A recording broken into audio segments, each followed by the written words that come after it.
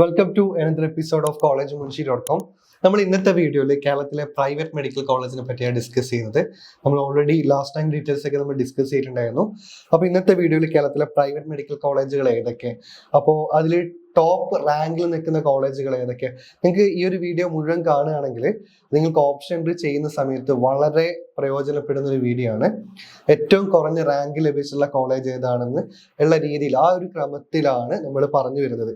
കൂടാതെ എസ്റ്റാബ്ലിഷ് ചെയ്ത എപ്പോഴാണ്, യൂണിവേഴ്സിറ്റി ഏതാണ്, എത്ര സീറ്റുകൾ അവൈലബിൾ ആണ്, ഫീസ് സ്ട്രക്ചർ എന്തൊക്കെ, ഈ കാര്യങ്ങളൊക്കെ നമ്മൾ ഈ വീഡിയോയിൽ ഡിസ്കസ് ചെയ്യുന്നുണ്ട്.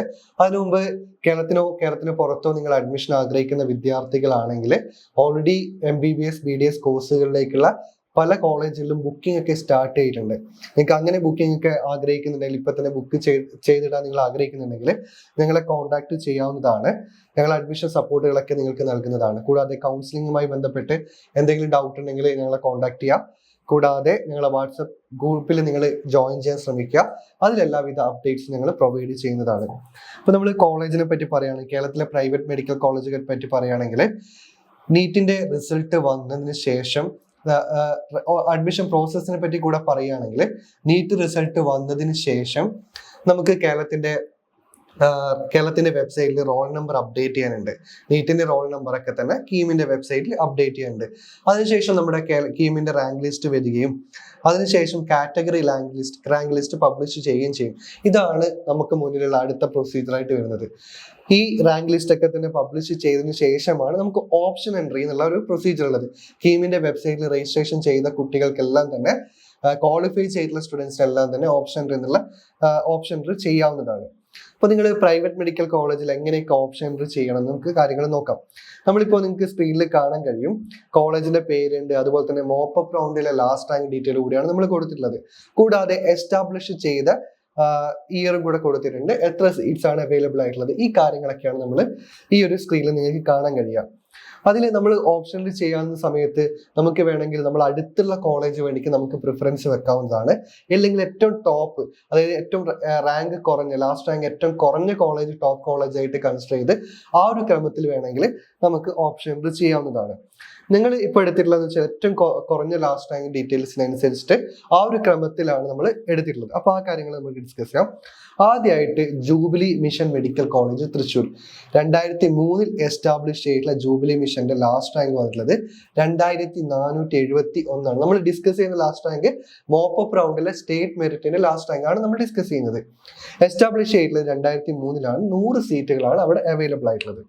അടുത്ത Amala institute of medical science തൃശ്ശൂരിൽ 2671 ലാസ്റ്റ് റാങ്ക് വന്നിട്ടുള്ളത്. സ്റ്റേറ്റ് മെറിറ്റിലെ ലാസ്റ്റ് റാങ്ക് ആണ്. 2002 എസ്റ്റാബ്ലിഷ് ചെയ്തത്.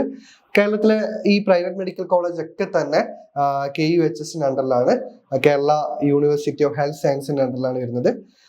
100 സീറ്റ്സുകളാണ് അവിടെയും അവൈലബിൾ ആയിട്ടുള്ളത്. അടുത്ത ലാസ്റ്റ് റാങ്ക് ഏറ്റവും കുറഞ്ഞു വന്നിട്ടുള്ളത് Malankara Orthodox Syrian Church Medical College കോലഞ്ചേരിയിലാണ്. 3153 ആണ് ലാസ്റ്റ് റാങ്ക്.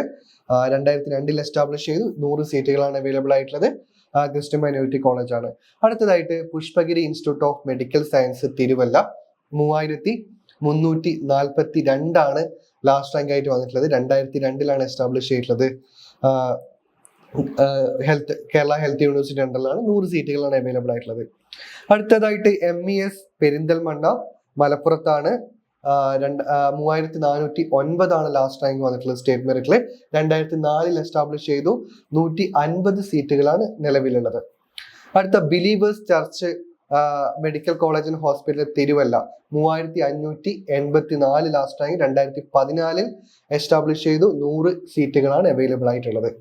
അടുത്തതായിട്ട് തിരുവനന്തപുരത്തെ വളരെ പ്രസിദ്ധമായിട്ടുള്ള മെഡിക്കൽ കോളേജാണ് ശ്രീ ഗോകുലം മെഡിക്കൽ കോളേജ് വെഞ്ഞാറമൂടിലാണ്. 3997 ലാസ്റ്റ് റാങ്ക്. 2004 എസ്റ്റാബ്ലിഷ് ചെയ്തു. 150 സീറ്റുകളാണ് അവൈലബിൾ ആയിട്ടുള്ളത്. അടുത്തതായിട്ട് ട്രാവൻകൂർ മെഡിക്കൽ കോളേജ് കൊല്ലം 5026 ആണ് ലാസ്റ്റ് റാങ്ക്. 2009 സ്റ്റാർട്ട് ചെയ്തു. അപ്രൂവൽ ലഭിച്ചത് 2009 150 സീറ്റുകളാണ് അവിടെ ഉള്ളത്. അടുത്തതായിട്ട് മലബാർ മെഡിക്കൽ കോളേജ് ഹോസ്പിറ്റൽ കോഴിക്കോടാണ്. $966 ലാസ്റ്റ് റാങ്ക്. 2010 സ്റ്റാർട്ട് ചെയ്തിട്ടുള്ളത്. 200 സീറ്റുകളുടെ അപ്രൂവൽ ഉണ്ട്.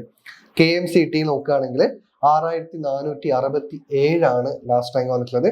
2002 സ്റ്റാർട്ട് ചെയ്ത മെഡിക്കൽ കോളേജാണ്. നല്ലൊരു ഇൻഫ്രാസ്ട്രക്ചറുള്ള മെഡിക്കൽ കോളേജാണെന്ന് പറയാം. 100 സീറ്റുകളാണ് ഉള്ളത്. അടുത്ത doctor Somervell memorial CSI medical college കാരക്കോണാണ്. 6897 ലാസ്റ്റ് റാങ്ക്. 2002 സ്റ്റാർട്ട് ചെയ്തിട്ടുള്ളത്. 150 സീറ്റുകളാണ് അവൈലബിൾ ആയിട്ടുള്ളത്. അടുത്തതായിട്ട് SUT academy of medical science ട്രിവാൻഡ്രത്താണ്. 7591 ലാസ്റ്റ് റാങ്ക് വന്നിട്ടുള്ളത്. 2006 സ്റ്റാർട്ട് ചെയ്തു. 150 സീറ്റുകളുടെ അപ്രൂവലാണുള്ളത്. അടുത്തതായിട്ട് Sree Narayana institute of medical science എറണാകുളത്താണ്. 8182 ലാസ്റ്റ് റാങ്ക്. 2009 സ്റ്റാർട്ട് ചെയ്തു. 150 സീറ്റുകളുടെ അപ്രൂവലാണുള്ളത്. അടുത്തതായിട്ട് അസീസിയ കൊല്ലം 8239 100 സീറ്റുകളുടെ അപ്രൂവലാണുള്ളത്. അടുത്ത PK ദാസ് നോക്കുകയാണെങ്കിൽ 8311 ലാസ്റ്റ് റാങ്ക്. 2014 സ്റ്റാർട്ട് ചെയ്തതാണ്. 200 സീറ്റുകളുടെ അപ്രൂവൽ ഉണ്ട്. അടുത്ത കരുണ നോക്കുകയാണെങ്കിൽ 8869 ലാസ്റ്റ് റാങ്ക് വന്നിട്ടുള്ളത്. 2006 സ്റ്റാർട്ട് ചെയ്തിട്ടുള്ളത്. 100 സീറ്റുകളുടെ അപ്രൂവൽ ഉള്ളത്. അടുത്ത മൗണ്ട് സിയോൺ നോക്കുകയാണെങ്കിൽ 9020 ലാസ്റ്റ് റാങ്ക് വന്നിട്ടുള്ളത്. 2012 സ്റ്റാർട്ട് ചെയ്ത മെഡിക്കൽ കോളേജാണ്. 150 സീറ്റുകളുടെ അപ്രൂവലാണ് ലഭിച്ചിട്ടുള്ളത്. അടുത്തതായിട്ട് ഡോക്ടർ മൂപ്പൻസ് മെഡിക്കൽ കോളേജ് വയനാടാണ്. 9183 ലാസ്റ്റ് റാങ്ക്. 2013 നല്ലൊരു പേഷ്യന്റ് ഫ്ലോ ഉള്ള ഒരു മെഡിക്കൽ കോളേജാണ്. മിംസിന്റെ ഒക്കെ അതേ മാനേജ്മെന്റ് ആണ്. 150 സീറ്റുകളുടെ അപ്രൂവൽ ആണ്. അടുത്ത Al Azhar medical college Thodupuzha 9551 last rank വന്നിട്ടുള്ളത്. 2014 സ്റ്റാർട്ട് ചെയ്ത കോളേജാണ്. 150 സീറ്റുകളുടെ അപ്രൂവൽ ഉള്ളത്. അടുത്തതായിട്ട് Palakkad Institute of medical Science വാളയാണ്. 10,095 സീറ്റുകൾ ലാസ്റ്റ് റാങ്ക് വന്നിട്ടുള്ളത്. 2024 കഴിഞ്ഞ വർഷം സ്റ്റാർട്ട് ചെയ്ത മെഡിക്കൽ കോളേജാണ്. ലാസ്റ്റ് റാങ്ക് അതുകൊണ്ടാണ് അവിടെ വന്നിട്ടുള്ളത്. 150 സീറ്റുകളുടെ അപ്രൂവൽ ആണത്. ഏകദേശം കേരളത്തിൽ 2700ഓളം സീറ്റുകളാണ് പ്രൈവറ്റ് മെഡിക്കൽ കോളേജിൽ ഇപ്പൊ നിലവിലുള്ളത്. അതിൽ 15% സീറ്റുകൾ NRI കോട്ടയ്ക്ക് വേണ്ടിയിട്ടും റിസർവ്ഡ് ആണ്. നമുക്ക് ഈ ഒരു മാനേജ്മെന്റ് കോട്ട, അതായത് കേരളത്തിലെ പ്രൈവറ്റ് കോളേജിന്റെ ഫീസ് സ്ട്രക്ചർ നോക്കുകയാണെങ്കിൽ ഏകദേശം 7 ലക്ഷം തൊട്ടിട്ട് ഒരു 8 ലക്ഷം ആ ഒരു റേഞ്ചിലാണ് ഫീസ് സ്ട്രക്ചർ വന്നിട്ടുള്ളത്. കഴിഞ്ഞ വർഷമൊക്കെ അങ്ങനെയാണ് ഫീസ് ഉണ്ടായിരുന്നത്. 5 വർഷത്തെ ഫീ പേയ്മെന്റ് ആണ് നമ്മൾ ചെയ്യേണ്ടതായിട്ടുള്ളത്.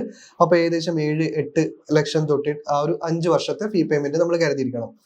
ഇത് ഫീസ് സ്ട്രക്ചർ മാത്രമാണ്, ട്യൂഷൻ ഫീസ് മാത്രമാണ്.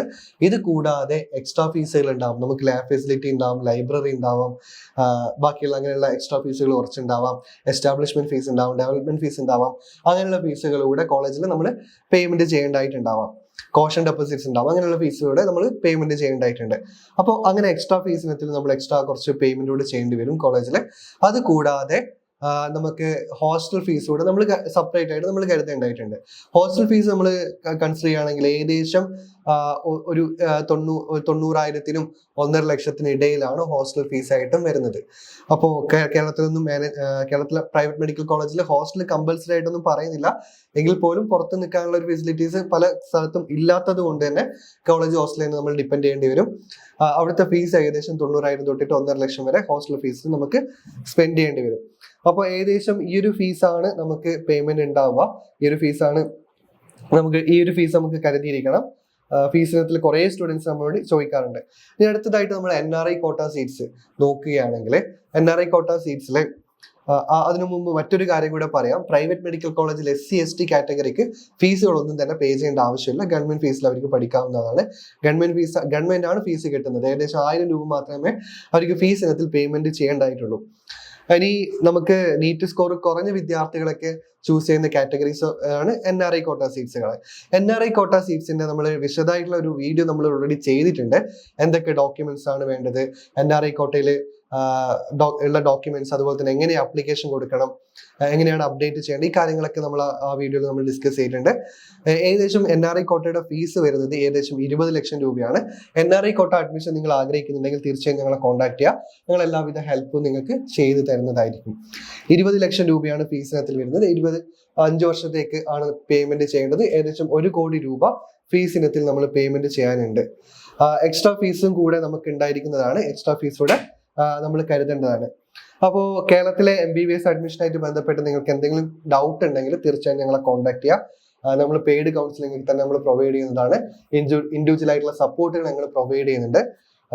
കൂടാതെ ഞങ്ങളെ ഗ്രൂപ്പിൽ ജോയിൻ ചെയ്താൽ മറക്കാതിരിക്കുക. എല്ലാവിധ അപ്ഡേറ്റ്സും അതിൽ അപ്ഡേറ്റ് ചെയ്യുന്നതായിരിക്കും. കൂടാതെ കേരളത്തിന് പുറത്തൊക്കെ നിങ്ങൾ അഡ്മിഷൻ ആഗ്രഹിക്കുന്നുണ്ടെങ്കിൽ അല്ലെങ്കിൽ ബുക്ക് ചെയ്യാൻ ആഗ്രഹിക്കുന്നുണ്ടെങ്കിൽ തീർച്ചയായും ഞങ്ങളെ കോൺടാക്ട് ചെയ്യുക. ഞങ്ങൾക്ക് ഇപ്പൊ തന്നെ ബുക്ക് ചെയ്ത് വെക്കാവുന്നതാണ് സീറ്റുകളൊക്കെ തന്നെ. Thank you.